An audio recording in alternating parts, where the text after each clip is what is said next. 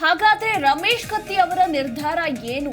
ಬಿಜೆಪಿಯಲ್ಲೇ ಉಳಿದುಕೊಳ್ತಾರಾ ಅಥವಾ ಕಾಂಗ್ರೆಸ್ಗೆ ಹೋಗ್ತಾರಾ ಅನ್ನೋ ಪ್ರಶ್ನೆಗೆ ಉತ್ತರ ಸಿಕ್ಕಿದೆ. ರಮೇಶ್ ಕತ್ತಿಗೆ ಬಿಜೆಪಿ ಚಿಕ್ಕೋಡಿ ಲೋಕಸಭೆ ಟಿಕೆಟ್ ಮಿಸ್ ಆಗಿರುವ ವಿಚಾರಕ್ಕೆ ಸಂಬಂಧಪಟ್ಟಂತೆ ಬಂಡಾಯ ಸ್ಪರ್ಧೆ ಅಥವಾ ಪಕ್ಷಾಂತರದ ಬಗ್ಗೆ ರಾಜ್ಯದಲ್ಲಿ ಮಾತುಕತೆಗಳು ನಡೀತಾ ಇದೆ.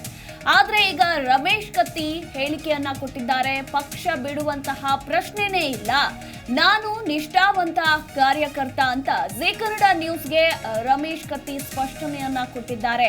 ಟಿಕೆಟ್ ಮಿಸ್ ಆದ್ರೂ ನಾನು ಪಕ್ಷದ ಅಭ್ಯರ್ಥಿಯನ್ನ ಗೆಲ್ಲಿಸ್ತೀನಿ, ಪಕ್ಷ ಬಿಡುವ ಪ್ರಶ್ನೆಯೇ ಇಲ್ಲ, ನಾನು ಪಕ್ಷದ ನಿಷ್ಠಾವಂತ ಕಾರ್ಯಕರ್ತ, ಟಿಕೆಟ್ ಮಿಸ್ ಆದ್ರೂ ಕೂಡ ನಾನು ಬಂಡಾಯ ಹೇಳೋದಿಲ್ಲ, ಪಕ್ಷದ ಅಭ್ಯರ್ಥಿಯನ್ನ ಗೆಲ್ಲಿಸ್ತೇನೆ ಅಂತ ಜೀ ಕನ್ನಡ ನ್ಯೂಸ್ಗೆ ರಮೇಶ್ ಕತ್ತಿ ಸ್ಪಷ್ಟನೆಯನ್ನ ಕೊಟ್ಟಿದ್ದಾರೆ. ಒಂದ್ ಕಡೆ ಕಾಂಗ್ರೆಸ್ ನಾಯಕರು ಬಹಿರಂಗವಾಗಿ ಆಹ್ವಾನವನ್ನ ಕೊಡ್ತಾ ಇದ್ದಾರೆ. ಆದ್ರೆ ಈಗ ಆ ಆಹ್ವಾನವನ್ನೆಲ್ಲ ತಿರಸ್ಕರಿಸಿದ್ದಾರೆ ಅಂತಾನೆ ಹೇಳಬಹುದು. ಯಾವುದೇ ಕಾರಣಕ್ಕೂ ನಾನು ಪಕ್ಷವನ್ನ ಬಿಡುವಂತಹ ಪ್ರಶ್ನೆನೇ ಇಲ್ಲ, ನಾನು ನಿಷ್ಠಾವಂತ ಕಾರ್ಯಕರ್ತ, ಟಿಕೆಟ್ ಮಿಸ್ ಆದ್ರೂ ಪರವಾಗಿಲ್ಲ, ಪಕ್ಷದ ಅಭ್ಯರ್ಥಿಯನ್ನ ನಾನು ಗೆಲ್ಲಿಸ್ತೇನೆ ಅಂತ ಈಗ ರಮೇಶ್ ಕತ್ತಿ ಹೇಳಿಕೆಯನ್ನ ಕೊಟ್ಟಿದ್ದಾರೆ.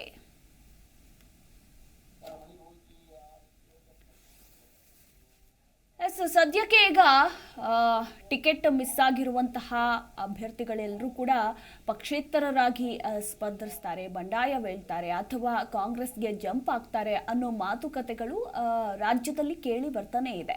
ಈಗ ಫಾರ್ ಎಕ್ಸಾಂಪಲ್ ಮಾಜಿ ಸಚಿವ KS ಈಶ್ವರಪ್ಪ ಮಗನಿಗೆ ಟಿಕೆಟ್ ಸಿಗ್ಲಿಲ್ಲ ಅಂತ ಹೇಳಿ ಪಕ್ಷೇತರರಾಗಿ ಸ್ಪರ್ಧೆ ಮಾಡೋದಾಗಿ ನಿರ್ಧರಿಸಿದ್ದಾರೆ.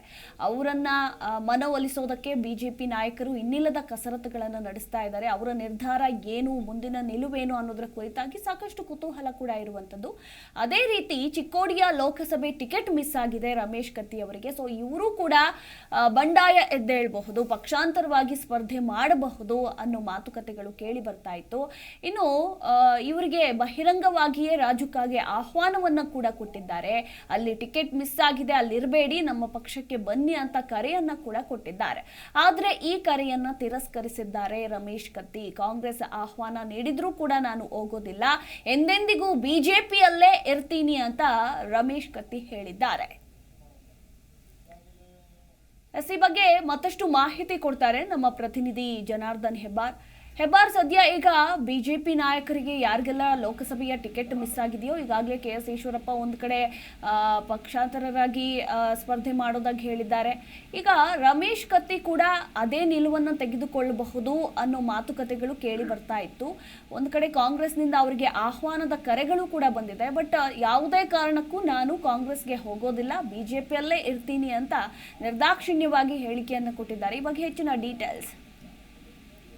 ಮಧು, ಚುನಾವಣೆ ಘೋಷಣೆ ಆದ ನಂತರದಲ್ಲಿ ಸಾಮಾನ್ಯವಾಗಿ ಪ್ರತಿ ಬಾರಿಯೂ ಸಹಿತ ಒಂದು ಪಕ್ಷದಿಂದ ಇನ್ನೊಂದು ಪಕ್ಷಕ್ಕೆ ಒಂದಷ್ಟು ಜನ ಹೋಗೋದನ್ನ ನಾವು ನೋಡ್ತೀವಿ. ಅದರಲ್ಲೂ ಟಿಕೆಟ್ ಆಕಾಂಕ್ಷಿಗಳಾಗಿದ್ದವರು, ಪ್ರಬಲ ಆಕಾಂಕ್ಷಿಯಾಗಿದ್ದವರು, ಸಾಕಷ್ಟು ಪ್ರಯತ್ನ ಮಾಡಿದಂತವರಿಗೆ ಟಿಕೆಟ್ ಮಿಸ್ ಆದಾಗ ಇನ್ನೊಂದು ಪಕ್ಷದತ್ತ ಮುಖ ಮಾಡ್ತಾರೆ. ಇನ್ನೊಂದು ಪಕ್ಷದಲ್ಲಿ ಅವರು ಕೂಡ ಕಾಯ್ತಾ ಇರ್ತಾರೆ, ಯಾರಾದ್ರೂ ಪ್ರಬಲ ಆಕಾಂಕ್ಷಿಗಳು ಬೇರೆ ಪಕ್ಷದಿಂದ ಬಂದ್ರೆ ಅವರಿಗೆ ಅವಕಾಶವನ್ನ ಮಾಡ್ಕೊಡ್ಬಹುದು, ಗೆಲ್ಲಬಹುದು ಅಂತ ಹೇಳಿ. ಅದೇ ರೀತಿಯಲ್ಲಿ ಚಿಕ್ಕೋಡಿಯಲ್ಲೂ ಕೂಡ ಆಗಿರೋದು. ಅಂದ್ರೆ ಚಿಕ್ಕೋಡಿಯಲ್ಲಿ ರಮೇಶ್ ಕತ್ತಿ ಬಹಳ ಪ್ರಯತ್ನವನ್ನ ಮಾಡ್ತಾ ಇದ್ರು, ತನಗೆ ಟಿಕೆಟ್ ಸಿಗತ್ತೆ ಅನ್ನೋಂತ ನಿರೀಕ್ಷೆಯಲ್ಲೂ ಕೂಡ ಅವರಿದ್ರು. ಆದ್ರೆ ಕೊನೆ ಕ್ಷಣದಲ್ಲಿ ಮತ್ತೊಮ್ಮೆ ಅಣ್ಣಾ ಸಾಹೇಬ್ ಜೊಲ್ಲೆ ಅವರಿಗೆ ಟಿಕೆಟ್ ಅನ್ನ ನೀಡಿದೆ ಬಿಜೆಪಿ ಪಕ್ಷ.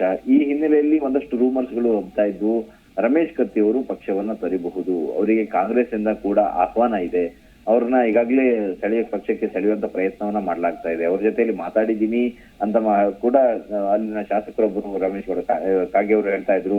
ರಮೇಶ್ ಕತ್ತಿ ಅವ್ರನ್ನ ನಾವು ಆಹ್ವಾನ ಮಾಡಿದೀವಿ, ಅವರಿಗೆ ಪಕ್ಷದ ವರಿಷ್ಠನ ಕಾಂಗ್ರೆಸ್ನಲ್ಲಿ ಕರೆದು ಟಿಕೆಟ್ ಅನ್ನ ಕೊಡಬಹುದು, ಆ ನಿಟ್ಟಿನಲ್ಲಿ ಮಾತುಕತೆಯನ್ನ ಮಾಡಿದ್ರು, ತಾವು ಅವ್ರನ್ನ ಗೆಲ್ಸ್ಕೊಂಡ್ ಬರ್ತೀವಿ ಅನ್ನೋವರೆಗೂ ಕೂಡ ಮಾತಾಡಿದ್ರು. ಆ ನಂತರದಲ್ಲಿ ಜೀ ಕನ್ನಡ ನ್ಯೂಸ್ ಜೊತೆ ರಮೇಶ್ ಕತ್ತಿ ಮಾತಾಡಿದ್ದಾರೆ. ಎಕ್ಸ್ಕ್ಲೂಸಿವ್ ಆಗಿ ಈ ರೂಮರ್ಸ್ ಗಳಿಗೆ ಅವರು ಪ್ರತಿಕ್ರಿಯೆಯನ್ನು ಕೂಡ ಕೊಟ್ಟಿದ್ದಾರೆ. ಇಂತಹ ಯಾವುದೇ ರೂಮರ್ಸ್ ಇದ್ರೂ ಸಹಿತ ನಾನು ಪಕ್ಷವನ್ನ ಬಿಡುವಂತ ಪ್ರಶ್ನೆಯೇ ಇಲ್ಲ ಅನ್ನೋ ಸ್ಪಷ್ಟನೆಯನ್ನ ನೀಡಿದ್ದಾರೆ.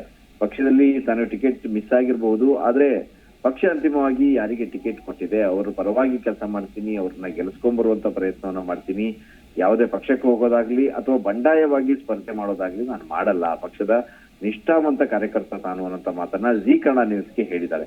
ಈ ಕ್ಷಣದವರೆಗೆ ಅವರ ಅಭಿಪ್ರಾಯವನ್ನ ಹೇಳಿದ್ದಾರೆ. ಆದ್ರೆ ರಾಜಕೀಯದಲ್ಲಿ ಯಾವ ಕ್ಷಣಕ್ಕೂ ಕೂಡ ಏನೆಲ್ಲ ಬದಲಾವಣೆ ಆಗತ್ತೆ ಅಂತ ಹೇಳಕ್ಕೆ ಸಾಧ್ಯ ಇಲ್ಲ.